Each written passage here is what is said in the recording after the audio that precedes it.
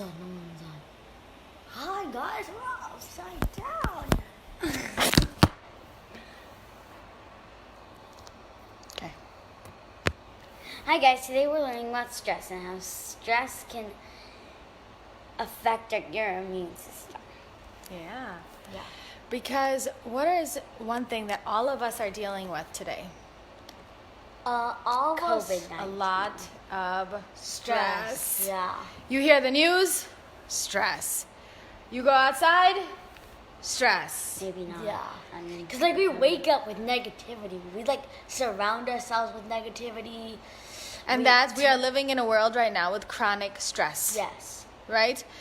So with a world full of stress, stressful emotions, stressful thoughts, stressful actions, and we are filled with worry. Yeah. Right? So Abdullah, what does stress do? Well, stress is increases any chronic illness causing more than 80% of complaints that present to the doctors. So therefore, you can be sicker. Yeah. Right, Zen? So Yep. what else, Zen? Well, what else Is that these thoughts, feelings, and emotions have what? Your thoughts, feelings, emotions have an effect on physical and mental health. Yeah. And then it affects your emotional, physical, spiritual. So Abdullah? Yeah. So if you incorporate a daily stress management technique, what are the different types? There's prayer, breathing techniques, mindfulness, meditation, and so much more. Yeah. And what can they all do then? Have a powerful or a less powerful impact on your physical and spiritual health. Yeah. So they are then linked to Abdullah? They are actually also linked to stress-related pathways and even inflammation. Okay. Which is what we're going to talk about today. Yes. Because the fact that, so we got to make sure that we incorporate some sort of stress management technique into your daily routine. Because what is that stress response? It's like when your muscles tighten, your heart races, and it occurs every time your body feels threatened, specifically known as the fight and flight response. And this threat, the amygdala, which activates the stress pathways, impairing the prefrontal cortex, and we need these two parts to connect, right? Yes. We need the frontal cortex to connect to the amygdala, and we need the frontal cortex to connect to the amygdala. Then what happens is that, guess what? You make the right decisions. But stress disconnects these pathways. And when it disconnects these pathways, it leads to more, you're making irrational decisions. You're like, we need to hoard everything. Give me a green towel. Yes, take it, all of that. You're making those fight and flight type of responses, right? So we need to deal with the stressors and protect our body. Cortisol release. Yeah. And the way that we need to do that is because, remember, do you guys know what cortisol is? Because that's the hormone. That's the cortisol is released when you. So show me what stress looks like. What's happening? That's what it looks like on the inside. But the stress. All right, that's what happens on the inside. And the stress releases something called cortisol, right? And that cortisol, and that can be good in life-threatening emergencies. But overall, it starts to wear your body down, specifically if you're bombarded in all directions. And we have no idea how long this COVID-19 thing is going to last. Yeah. So it's really important to incorporate a stress management technique into your daily routine, because cortisol continues to be secreted until the stressor resolves and your adrenal glands tire out. That's called adrenal fatigue. That's not good. And the chronic stress then can lead to a lot of problems. It can sabotage the relationship we just talked about between the prefrontal cortex and the amygdala. You're making bad decisions. You're being impulsive, right? All this impulsive shopping that we're doing is all disconnected amygdala. So Abdullah, what have studies shown? Well, studies have actually shown that stress can double the chance of becoming obese, can cause diabetes, can lead to fold increased risk of dying from heart-related problems, a 65% increased risk of developing dementia. Dementia, yes. And also cancers. Like of the breast. Yeah. And then also 70% of even disabilities later in life. So Zan, what does the gut, so what is the stress? We know that stress affects the immune system, right? So it actually suppresses, like it weakens your immune system. Yes. Okay. Then stress, what does it do to your, what does stress do to your, even short bouts can do what? Even short bouts of stress can Trigger or worsen leaky gut. Yeah. So permeability.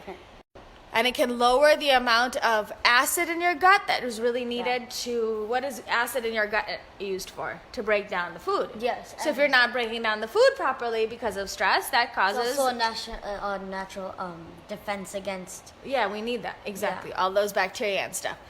So stress can actually negatively affect the good bacteria. And then stress can, Abdullah, what else does stress do? Well, stress also leads to high cortisol levels. Yeah. And then it triggers... And then it's also triggering leptin and insulin resistance. Mm-hmm. Promotes weight gain. Yeah. Stress can also create imbalances in different hormones. In different hormones. And then can also lead to full-blown what? Diabetes and further inflammation. Oh, no! So, Zan, then what will happen here? So what will happen if we incorporate? So we have to incorporate a stress relaxation technique to do what? A daily practice of relaxation techniques can help decrease. It can help anxiety, lower blood pressure and heart rate. Yeah. And keep those damaging hormones at bay, right? Yes. And then actually even your genes, it can change your gene expression. It can also improve blood circulation. Okay, and what else? Digestion. Okay. Can also enhance an overall immune system, having a powerful positive effect on you and your health. Okay, so first we have to figure out, Abdullah, what is the first step we have to do? We have to figure out what is stressing us out. Yeah, because we are actually bombarded with stress on a daily basis, leading to chronic stress. Yeah. And then listening to the news. Yeah, like literally every corner we turn, there's stress. Like listening to the news is easier. And that can do what? When just by listening to all that stressful news, what can it do? It can be... It can disconnect. Yeah, it can disconnect and cause more stress. Yeah, and then anxiety and more fear. Yes. So we're addicted to our phones. We're addicted to the screens. Yeah, and that can cause a lot of problems, yes. right? And that can cause us, we waste precious time, and we continue to put our bodies out of balance, right? The other things like trauma as a child can lead to stresses. So how are we going to stress? How are we going to decrease the stress? So one of the main pieces is by what, Zan? What is just simple things that we can do right now? Is going outside, maybe? Yeah. Connecting with nature? Yeah. Because we are really not connecting with nature at all. Right? And then, so they literally are telling us that we are losing connection to our environment and our bodies, and that's leading to disease. So what do we need to do? We need to actually escape outdoors. So here, nature does what, Abdullah? Well, nature heals your body from the inside out, so try to incorporate at least 30 minutes a week, if not more. I mean, like, wake up to a natural sunlight and spend some time outdoors when you wake up. And purify yourself further by praying outdoors when possible. Yeah. It's like meditating too. Meditating and praying outside, because that can really help to lower the stress. Right? So we just need to escape outdoors and help us. So now we have we need to make sure we also meditate. Mm-hmm. Right? Yes. Because meditation does what? Well, meditation improves overall quality of life and health by changing the body and mind.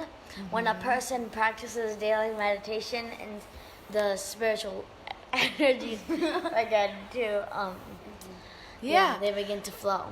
And then that does, Zan, what does that spirit, when it begins to flow, what does it do? Blood.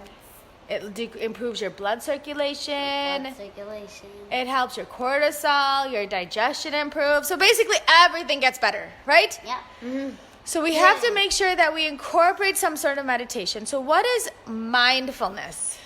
So mindfulness is how you are feeling right now in this very moment. Internally and externally, staying calm and present in the current moment will help to bring your nervous system back into balance and decrease stress. Absolutely. Yes. So let's demonstrate. Let's go ahead and demonstrate what will happen when we are stressed. Oh my gosh, what's happening? Wait, is that what's on the news? Oh my gosh, the world's ending! There goes your immune system down the drain. But what happens if you listen to the news and then just practice meditation and mindfulness? Oh yeah, this is pretty good. You want me to Get out of here. This is so relaxing. So it improves your immune system, improves your leaky gut. It balances your hormone levels. It optimizes your secretory IgA that help to balance your immune system. Here, you can have my TV. Oh, thanks. So they're getting along. Because why? Because they're just making sure that they're optimizing their immune system by how? By improving their stress response. So what we need to do is, you guys want to show them how we meditate? Zen, why don't you demonstrate? Okay. So let's go ahead and demonstrate how we meditate. First, you have to find a very comfy seat. Yes. Want to get a little closer to me? Get closer. Get closer, please. So they can teach you how. Crisscross applesauce, or however what's comfortable for you. Yeah. Then you be calm. Breathe in. For how many seconds? 5. Okay. And then hold for 2 seconds and then breathe out. And Or breathe you can do 4 square breathing. Yeah. 4 square. Yeah. So there's lots of different ways to breathe. You through abdominal, right? So you take a deep breath in.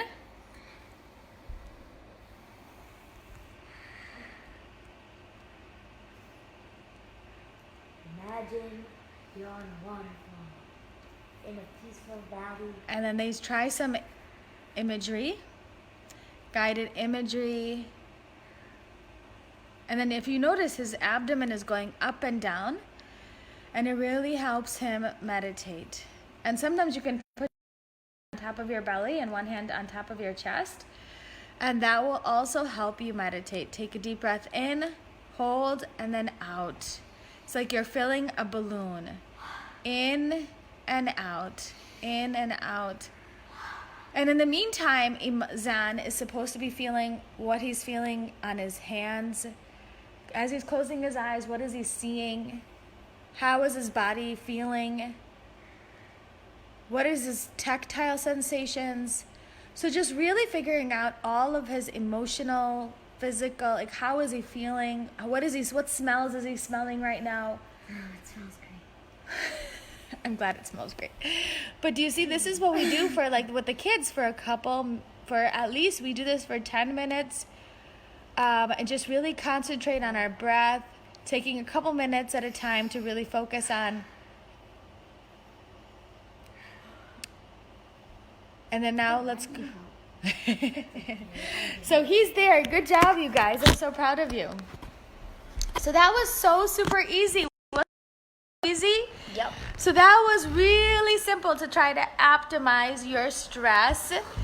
And I hope that has helped you guys. This is something that we're really trying to focus on in our families and our health.